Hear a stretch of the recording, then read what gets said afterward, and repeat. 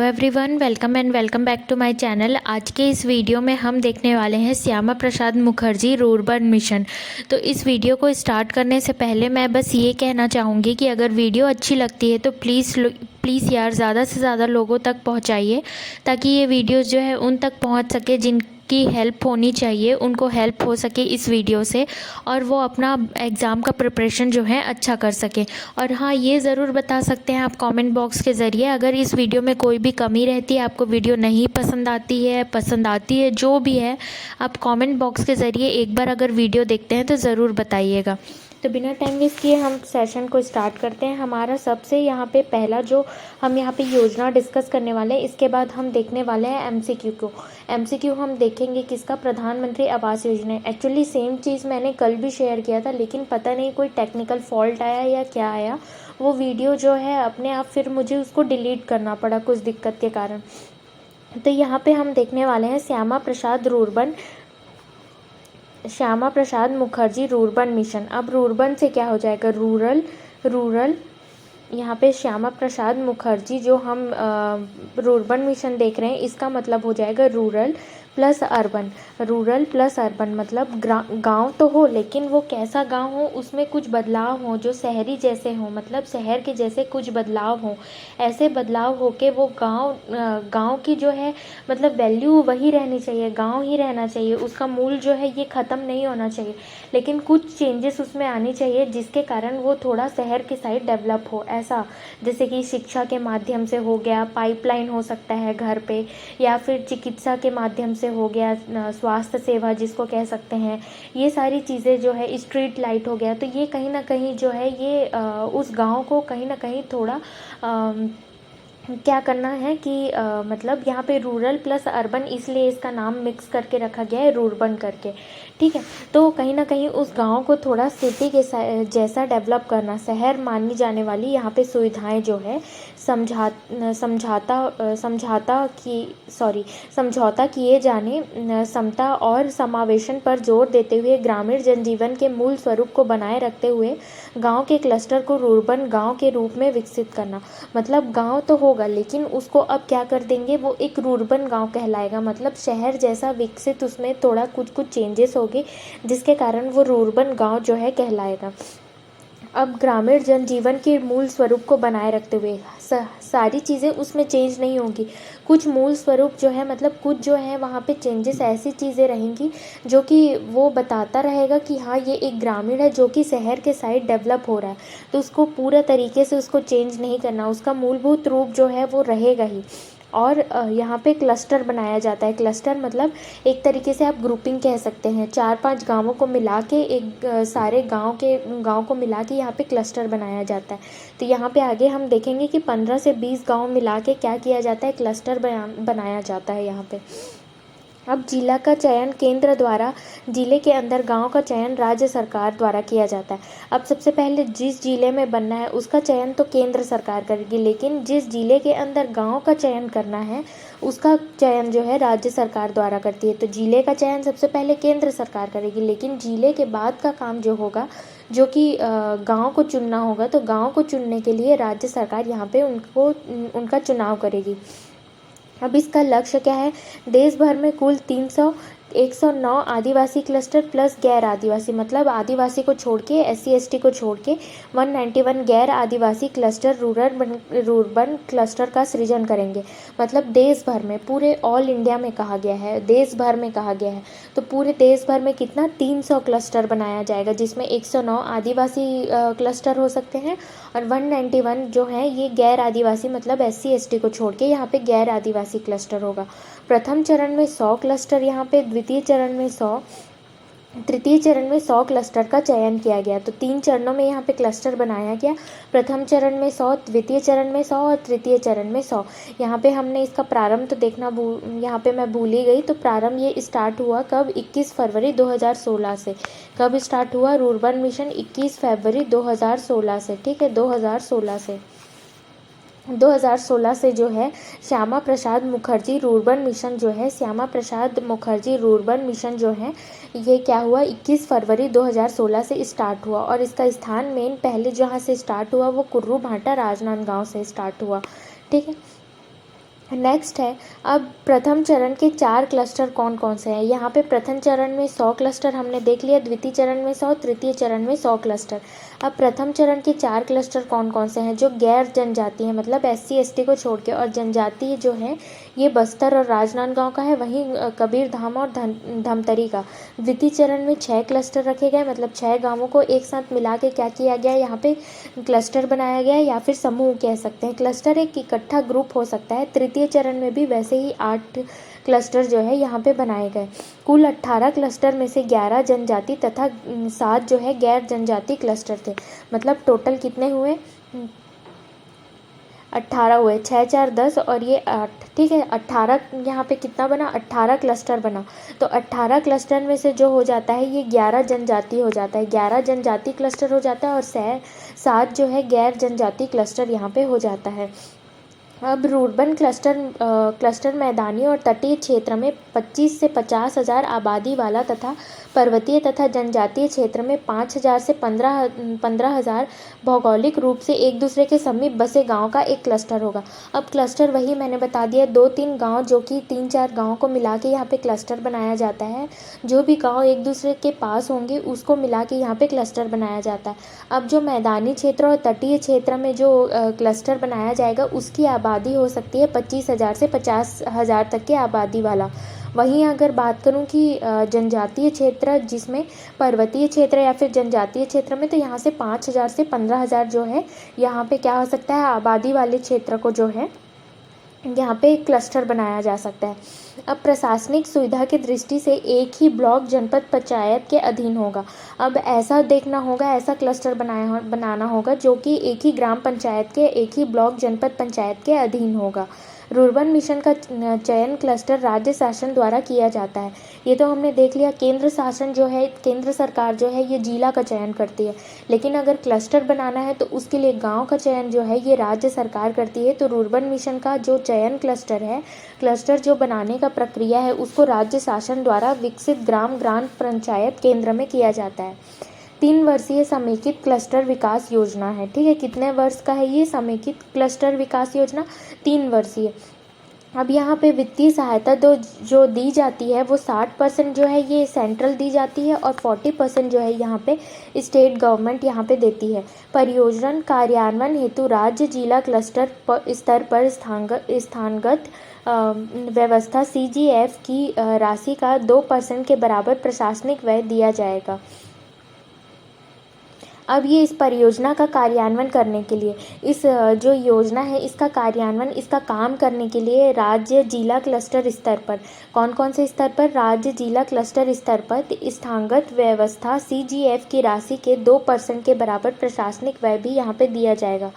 केंद्र सरकार द्वारा प्रत्येक क्लस्टर हेतु कितना राशि दिया जाता है, 35 लाख रुपए जो है यहाँ पे दिया जाता है, ठीक है। जितना भी क्लस्टर बन रहा है तो प्रत्येक क्लस्टर, एक क्लस्टर के पीछे जो है केंद्र सरकार यहाँ पे 35 लाख रुपए जो है यहाँ पे देती है। क्लस्टर परियोजना का कार्यान्वयन 3 वर्षों से नियत समय सीमा में किया जाएगा। इसके बाद प्रचालन एवं रखरखाव की अवधि 10 वर्ष की होगी। परियोजना के प्रचालन एवं रखरखाव व्यय की वसूली राज्य की प्रयोक्ता प्रभाव नीति के अनुसार प्रयोक्ता प्रभाव के रूप में की जाएगी। उसमें रह जाने वाली कमी की पूर्ति राज्य बजट से की जाती है। अब यहाँ पे ये कहा गया है कि जो भी क्लस्टर का परियोजन होगा, मतलब क्लस्टर के अंदर जो भी काम होगा उसका जो है समय जो होता है ये 3 वर्षों का होता है, मतलब 3 वर्ष तक इसका कार्यान्वयन जो है किया जाता है। लेकिन इसके बाद जो है इसका अवधि जो है 10 वर्ष का हो जाता है, उसका रख रखाव करने का अवधि जो है 10 वर्ष का हो जाता है। परियोजना के प्रचालन एवं रख रखाव व्यय की वसूली राज्य की प्रयोक्ता प्रभाव नीति के अनुसार। तो यहाँ पे इस स्लाइड से, पूरे स्लाइड से बस इतना आपको याद रखने की ज़रूरत है। सबसे पहले एक क्लस्टर के पीछे 35 लाख रुपए जो है यहाँ पे केंद्र सरकार देती है। 60-40 का रेशियो यहाँ पे होता है। 25,000 से 50,000 आबादी वाला जो है मैदानी क्षेत्र होता है, और वहीं पर्वतीय क्षेत्र की बात करें तो 5,000 से 15,000 क्षेत्र आबादी वाला क्षेत्र को पर्वतीय या जनजातीय क्षेत्र जो है 5,000 से 15,000 इसको क्लस्टर बना सकते हैं। अब यहाँ पे प्रशासनिक सुविधा जो होती है यहाँ पे दी जाती है ब्लॉक जनपद पंचायत के अधीन हो। एक ही, मतलब जो भी यहाँ पे सुविधा मिलेगी तो वो यहाँ पे देखा जाएगा कि ब्लॉक और जनपद पंचायत के एक ही मतलब एक ही जनपद पंचायत इनका हो। अब नेक्स्ट है कि इसके अंदर कौन कौन सी सुविधाएं जो दी जाती है जिसके कारण ये रूरल जो है रूरल प्लस अर्बन हो जाता है, मतलब रूरबन मिशन ये क्यों हो जाता है।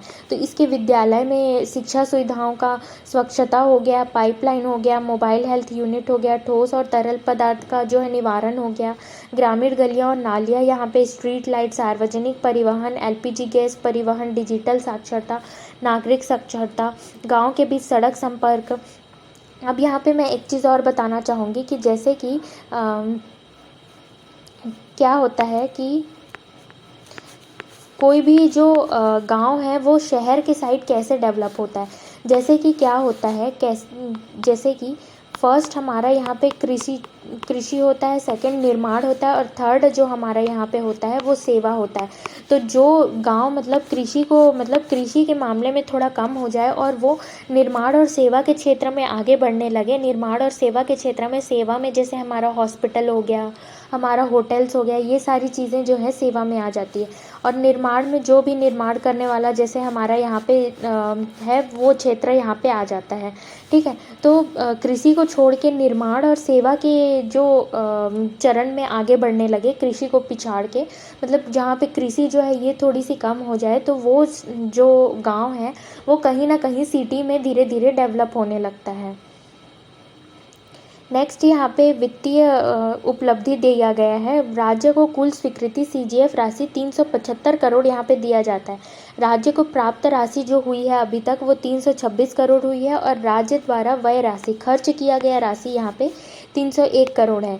चयनित सभी 18 क्लस्टर से विस्तृत कार्य योजना को MIS पोर्टल पर एंट्री पूर्ण करने वाला छत्तीसगढ़ पहला राज्य बना है। तो छत्तीसगढ़ कौन सा राज्य बना है? MIS एक पोर्टल होता है, शायद मैनेजमेंट ऐसा कुछ इसका फुल फॉर्म है, मुझे अभी याद नहीं आ रहा है इस पोर्टल का फुल फॉर्म, तो ये मैं पिन करके डाल दूंगी अगर आप लोग पूछेंगे तो।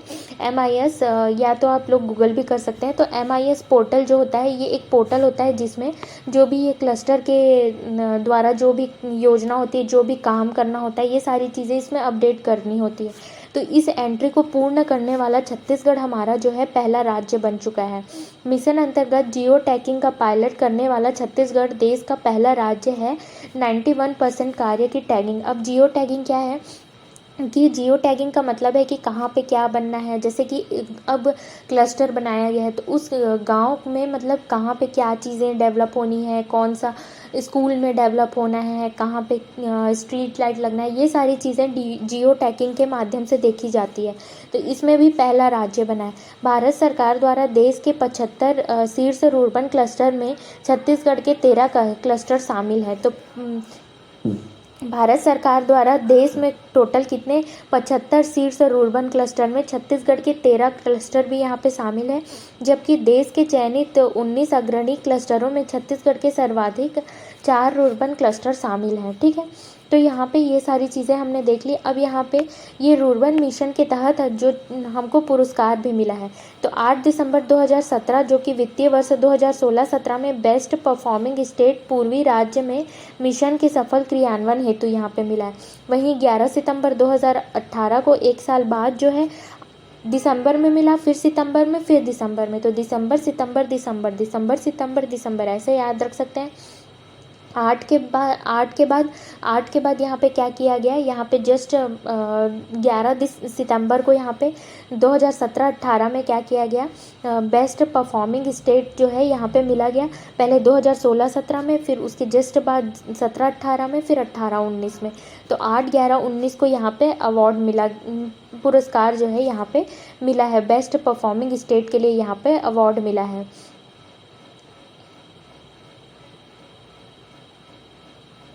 ठीक है, तो यहाँ तक हमने ये चीज़ें कंप्लीट कर ली। अगर आपको श्यामा प्रसाद मुखर्जी योजना जो है, श्यामा प्रसाद मुखर्जी रूर्बन मिशन जो है या फिर योजना जो है ये अच्छे से समझ आया हो तो प्लीज़ गाइस एक लाइक ज़रूर कीजिएगा, सब्सक्राइब ज़रूर कीजिएगा, शेयर ज़्यादा से ज़्यादा लोगों तक ज़रूर कीजिएगा।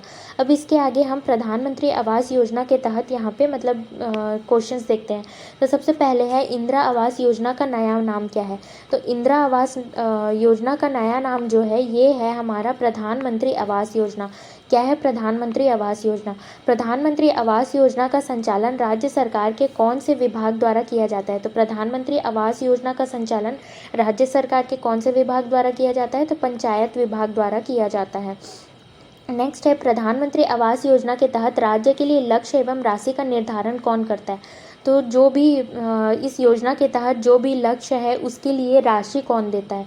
तो यहाँ पे निर्धारण कौन करता है? राशि का निर्धारण कौन करता है? तो केंद्र सरकार करती है। नेक्स्ट है प्रधानमंत्री आवास योजना के तहत पूर्वोत्तर तथा हिमालयी राज्यों के लिए केंद्र सरकार और राज्य सरकार का वित्तीय अंश कितना है? तो पूर्वोत्तर और हिमालयी राज्यों में पूछा गया है, ठीक है, पहाड़ी एरिया में पूछा गया है। तो इसका जो यहाँ पे केंद्र सरकार और राज्य सरकार का जो वित्तीय अंश है, जो यहाँ पे सहायता दी जाती है, वो 90:10 का यहाँ पे दिया जाता है। नेक्स्ट है प्रधानमंत्री आवास योजना के तहत मनरेगा के क्रियान्वयन में कितने दिनों का रोजगार देने का प्रावधान किया गया है? तो कितने दिनों का रोजगार का यहाँ पे रोजगार दिया गया है? तो 90 से 95 दिन का रोजगार जो है यहाँ पे इसके लिए बताया गया है। मनरेगा के तहत यहाँ पे प्रधानमंत्री आवास योजना के तहत 90 से 95 दिन का रोजगार यहाँ पे मिल सकता है। नेक्स्ट है प्रधानमंत्री आवास योजना के तहत आवास का न्यूनतम क्षेत्रफल आधारित है।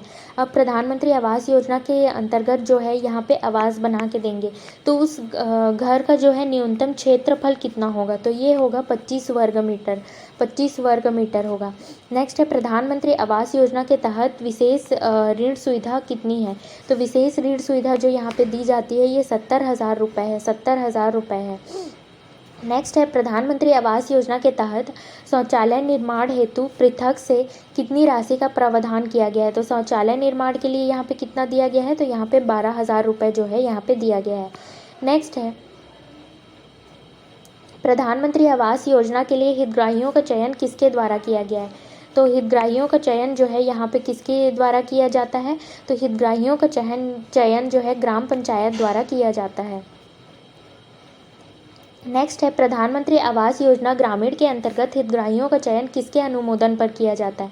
तो किसके अनुमोदन पर यहाँ पे किया जाता है? तो ग्राम सभा जब अनुमोदन करती है तो इसके द्वारा यहाँ पे हितग्राहियों का चयन जो है ग्राम पंचायत के द्वारा फिर किया जाता है।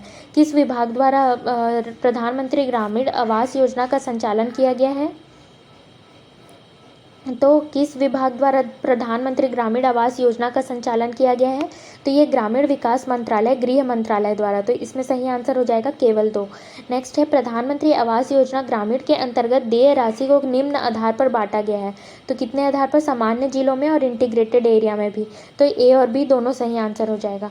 नेक्स्ट है प्रधानमंत्री आवास योजना का लाभ किन परिवारों को मिलता है? तो किन परिवारों को यहाँ पे जो है प्रधानमंत्री आवास योजना का लाभ मिलता है? तो यहाँ पे BPL से जो भी नीचे आवासहीन परिवार हैं उनके लिए। नेक्स्ट है प्रधानमंत्री आवास योजना में ग्राम सभा द्वारा हितग्राहियों के चयन का आधार क्या है? तो प्रधानमंत्री आवास योजना में ग्राम सभा द्वारा हितग्राहियों के चयन का आधार क्या है? तो इसका आधार जो है सामाजिक आर्थिक जाति जनगणना SCC 2011 के आंकड़ों के आधार पर है।